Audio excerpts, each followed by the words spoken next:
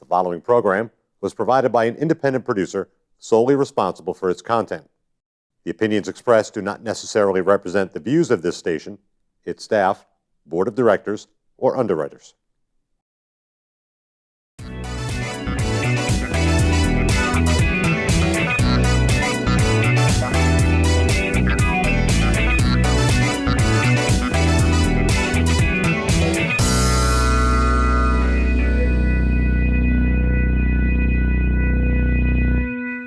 Good afternoon and welcome to Chit Chatting with Jocelyn. I'm so glad that you could join me today. Had a couple of weeks off, but you know, Thanksgiving and everything, that's how it goes.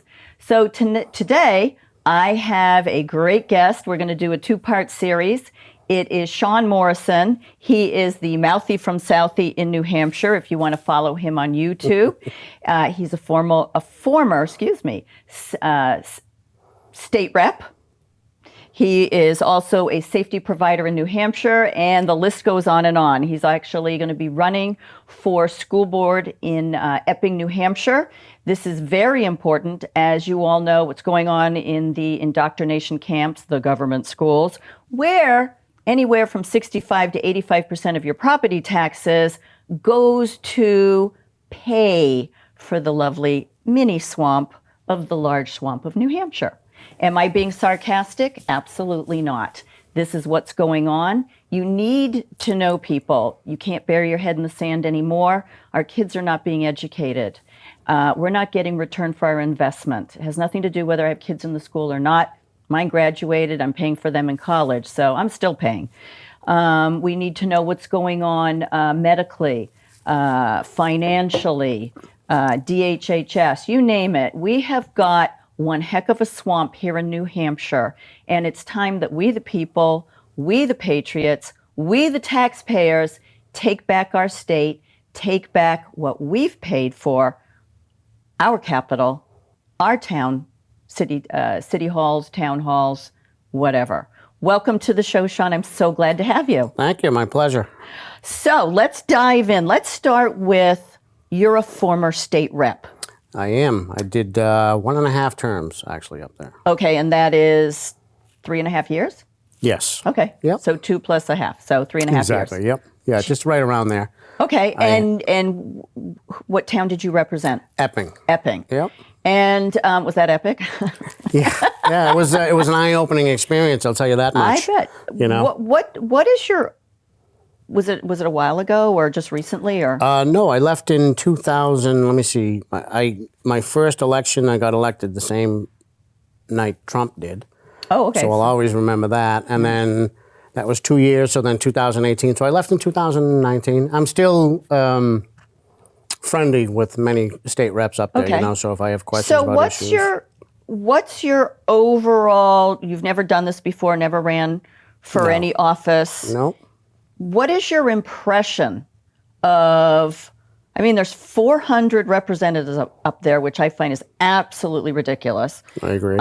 There's way too many. And what I've seen in the last 2 years, none of them know how to do their job. Well, there's a few that do, but the majority don't know how. Right. They don't know the Constitution of the state of New Hampshire. Agreed. And they love to say the federal Constitution, but they have no clue what it is. Right. The state of New Hampshire is sovereign, and so is the Constitution of the state of New Hampshire, which is what you should be following. Many of them have broken their oath of office. They're both being used as toilet paper right now. Yeah. You know? I mean, it's insane. So tell us, why did you run? What did you expect? And did anything meet your goals? Did you achieve anything you wanted to do? Yeah. I made inroads. I actually ran to help veterans. I did 3 tours in Iraq.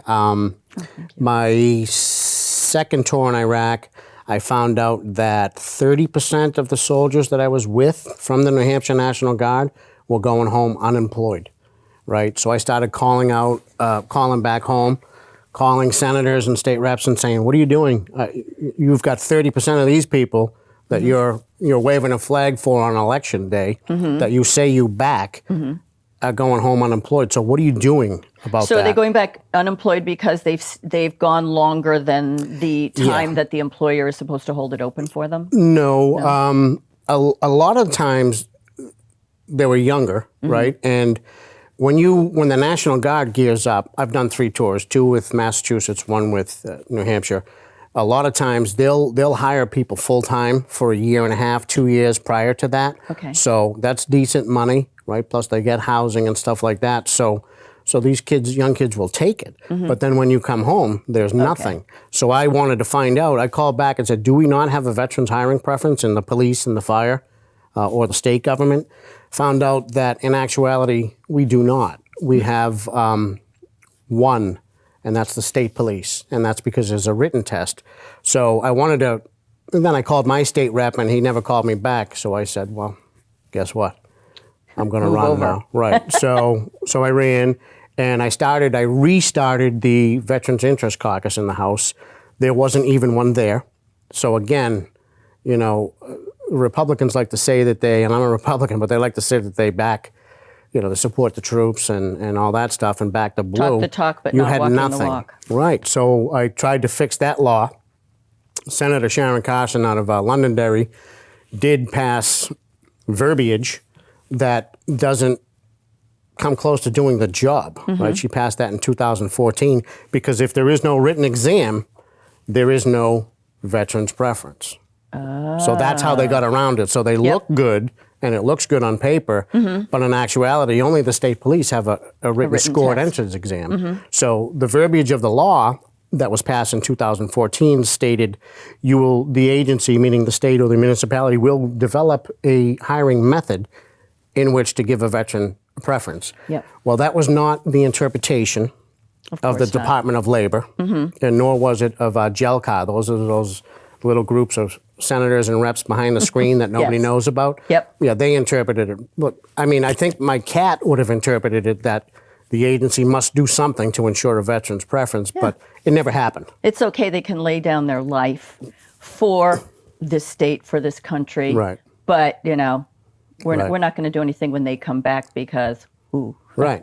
So that's why, you know, initially I ran was to help veterans, and I wound up adopting a child out of DCYF. So I was passionate about that. I wrote a bunch of bills. I passed the Foster Parent Bill of Rights. I co-sponsored the Foster Child Bill of Rights because that's a disaster. We're re-abusing. That's a swamp in a swamp where the abuse in this state is horrendous. Well, I wrote a law, and Senator Lou D'Alessandro out of Manchester buried it because he didn't have time to look at it. That's what he told people.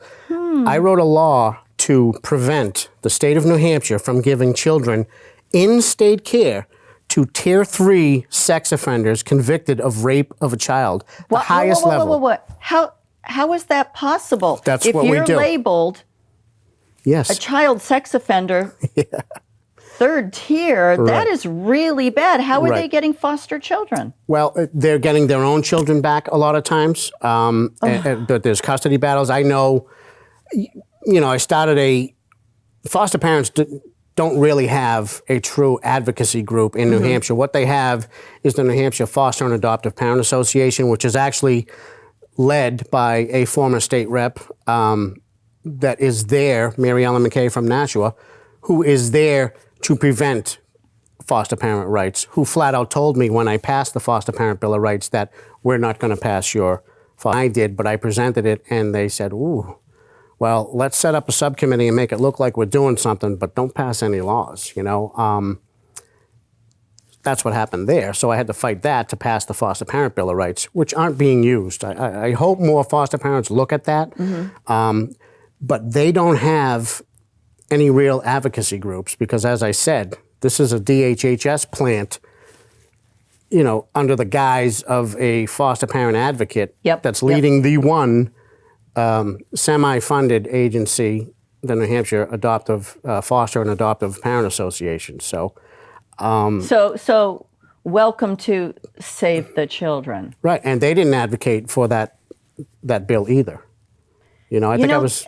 It's sickening that we have all these people talking the talk. None of them walk the walk. They lie right to your face. They stab you in the back. Yeah. This is what our tax dollars are going for. And I'm sick and tired of hearing, I only earn $100 a year. If you only earned $100 a year, you wouldn't be doing this job. Don't run. Which leads me to another point I have, which you would ask me what I discovered. And what I discovered was I thought, well, okay, so we're making $100 a year. So this is volunteerism. Oh, and mileage. Mileage. Volunteerism and mileage to help your community. That's the job, right? So I did career fairs. I did 4 using the trades and the Pease Air Force. The Naval Shipyard in Kittery. Because I come from Southie originally, so that's what we did. You take care of your own. You take care of your community. Right, so you that's reach what out, I you did. do what you have to do, yeah. But I was surprised. I understood that in Boston, at least you know who to pay off, right? In Democrat states, you know how it works. But what flabbergasted me was that these people are getting $100 a year. So I was amazed when I'd find them sell their souls or sell their constituents out for a pat on the head by the governor saying, you're a good little state rep, or bartering because they were so interested. The only thing they cared about was ensuring that their town had purple trash bags for pickup and you had to pay 5 cents for each bag. They only cared about that. So they would barter on their own bills trying to get, advance their political career. So how many bills, how many times can you see your name? Bingo. Totally narcissistic. Exactly. It's very apparent right now that this is what's going on across the United States. Of course, we're here in New Hampshire, and we're seeing it. We're looking at schools that are teaching CRT, that are teaching CSE, Comprehensive Sex Education, the books. So my friends down south in Boston, Southies, have gone into the libraries, and they have pulled out these absolutely disgusting, pornographic, perverted, disgusting books that our children are looking at, that your and my taxpayers and your money has paid for. They took them out, they read them. They're talking about, I'm sorry, cover your kids' ears, anal sex, rape, transgender surgeries, multiple sex partners, on and on. You can uncover their ears now. Although they've probably read the book. They took, I say this jesting because I would absolutely lose my ever-loving mind if I didn't try to laugh at this. But we have got the most disgusting, well, you have to understand LGBTQ. Go talk to a real lesbian or gay person. They are not happy with this salad of letters. Right. I've got a funny story about that. Well, first of all, I worked in restaurants and hotels in Boston. So I've been attacked by, I call them the SAU Mafia. Those are the cheerleaders for the school system. Correct.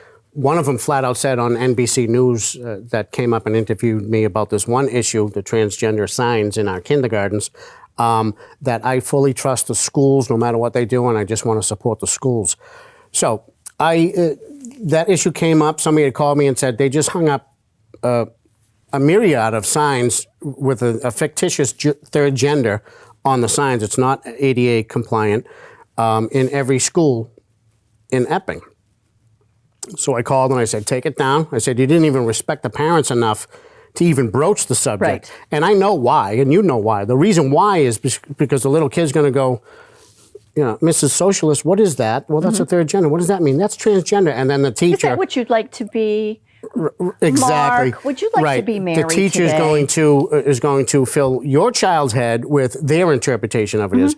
Now, like I said, I worked in restaurant and hotels in Boston. I am not a homophobe. I'm not a transphobe. I have transgender friends. I hope it's their answer. I'm not God, okay, so I don't know. Right. We're not talking about that. No. What everybody seems to forget and gets wrapped up in the details is that the actual population per the the National Institute of Health, which, as you know, sets all medical protocols, a study was between 0.33 and 0.44%, which is less than half of 1% of all American adults identify as transgender, right? I've had several people on my shows. I can't remember the lady's name. She's now a lady. She was the first transgender police officer in California, and has said straight out, and multiple people that are transvestites wish they had never done that. And they've done the full surgeries, the hormones. The hormones are killing her. I saw another study. It's 40% suicide rate. I was just pre gonna say. or post. Correct. You know, so like I said, I'm not judging. I hope that's your answer. And I have friends that I love that are good people. You know, hey Chris, how are you? But we got to, you know, You can't force it on exactly. everybody else. It's You so can't ludicrous. force people to believe what you believe. If that's True. If that's your cup of tea, if that's what you truly believe is going to make Mm-hmm. you happy, that you're going to be able to continue your life, that this is what you need to do. Right. I don't have to believe it. I will totally accept it, but don't beat me up and force me to believe in these pronouns and 250 genders and that, you know, Right. all this other stuff and dogs are cats and cats are dogs and, you know. In my school, there's a child walking around as an animal, a teddy bear. So it's not even a human being, and that's being validated by our schools. So, and what you're alluding Seriously? to, yes, and I guarantee you there's some in every school in this state, public school. But what you were alluding to is for adults to decide what they are.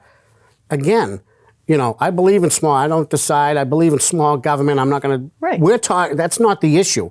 The issue is, I think it's evil, frankly, is you're pushing issues onto our children while I pay 85 cents of every property tax dollar for this indoctrination. Correct. You're pushing this onto children that are not ready for it. And you just said earlier that there's a lot of children, a lot of transgender people that have tried it and decided, and it's not for them. Right. Well, let's not lie and say that the Democratic Party in New York and California and in New Hampshire and every state in the union is not trying to push Correct. the laws whereby the school can not only provide counseling to your child without your knowledge, Correct. but drugs, Without, yeah. puberty blockers. Yeah. They're actually doing that. So, you know, it flabbergasts me how we're trying to have intelligent adult conversations, but listen to what I just said. The school wants to push drugs onto my child But you without my have to consent. sign at the beginning of the year, you have to sign that it's okay if they call you to give your child a Tylenol. Right, exactly. I just found out in Epping, I'm doing an RSA 97-2 petition. I'm doing two of them. One is for the mask mandate, and the other is for to change the transgender policy. I found out that they posted it, then they hit it. Right, this is the SAU 14 school board. course. They hit it. They're grading parents on how we're accepting the brainwashing into transgenderism. It's in They're the policy. grading They're grading parents. parents. Does the parent accept? How is the parent or guardian accepting the transition of this child? What can we do to make that But better? these are not experts. These are not doctors. These are not medical experts. These are Bingo. not psychologists. Bingo. And even if you're a guidance counselor, you're not qualified to determine. You must be a psychiatrist, psychologist of a very, very special kind. Gender studies. I was just going to say with majors in that. So on the very first day of school, my 11 and 12-year-old were asked by an art teacher, mind you, this is a person who uses crayons for a living, 0 gender studies degree. It's an art teacher. They asked every student of every classroom that they saw that day, please state your name and your pronoun. My kids were like, well, what do you mean by pronoun? You know, that's against the law. It is. Worse, we had a teacher in Epping last year who was leaving, and this was not an isolated event. I found out from the Department of Education, not an isolated event. Many teachers were going to leave their districts, and they knowingly broke the law by issuing sexual identity surveys, non-educational surveys. They thought that they weren't going to get in trouble, so they gave them out to their students, and knowingly broke the law. Right? So I know it's against the law because I voted against that. This is happening in our district as well. It's against the law. I voted on that law 2 years ago, 3 And years here's ago. the thing, you know, people think we're nuts because we go, that's against the law, that's unconstitutional. Yet they keep doing it. Where's the repercussions? Yet they keep abusing our children, Yeah.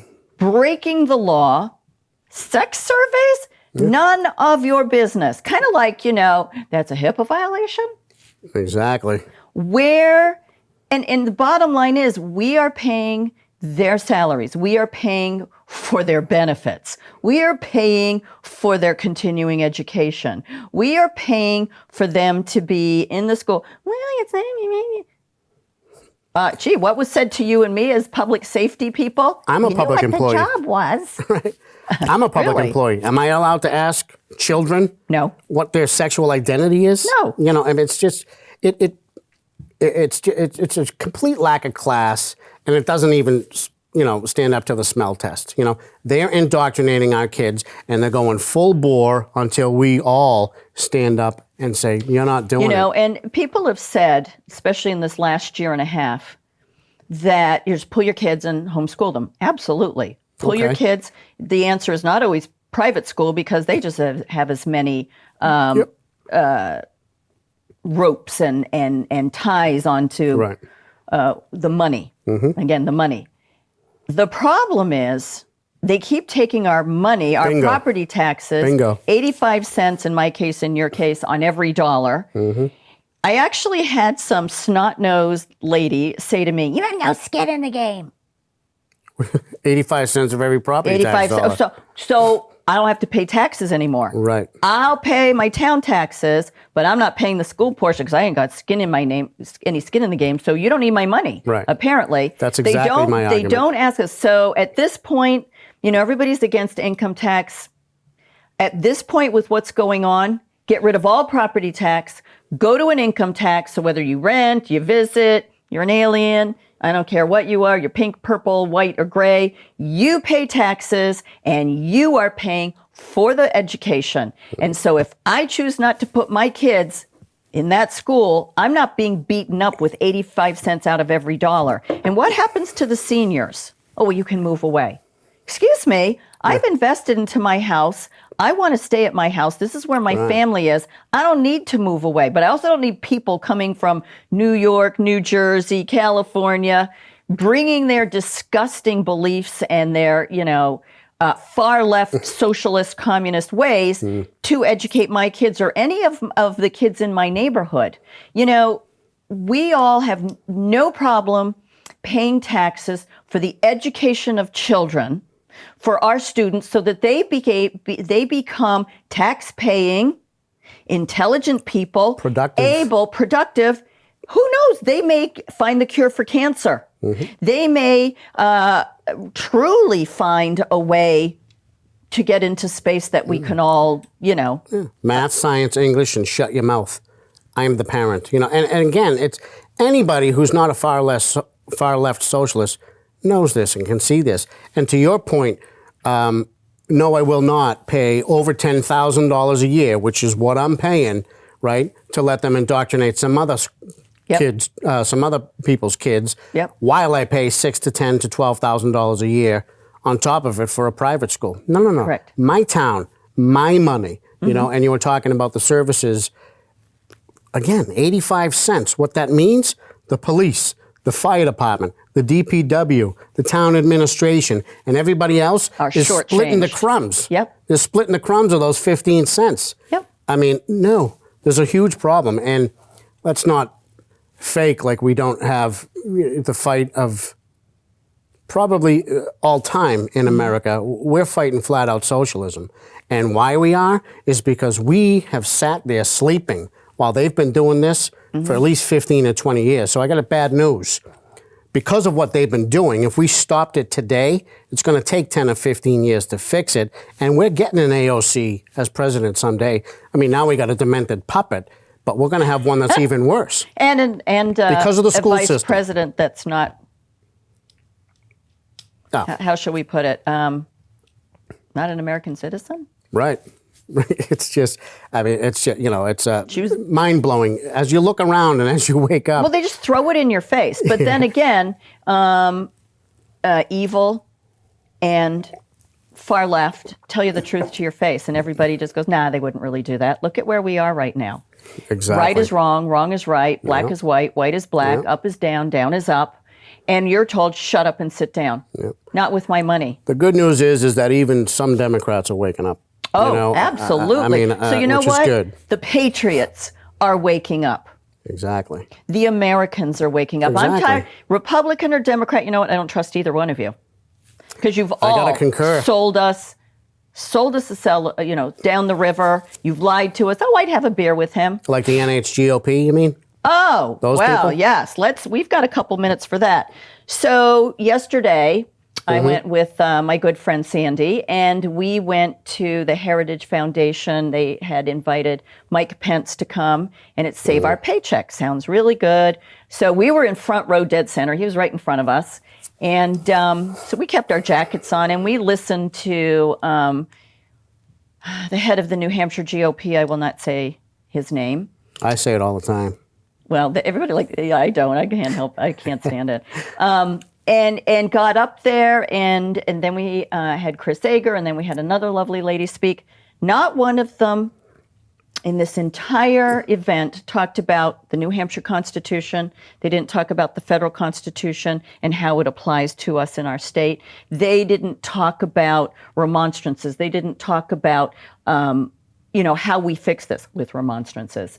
They didn't talk about rule of law.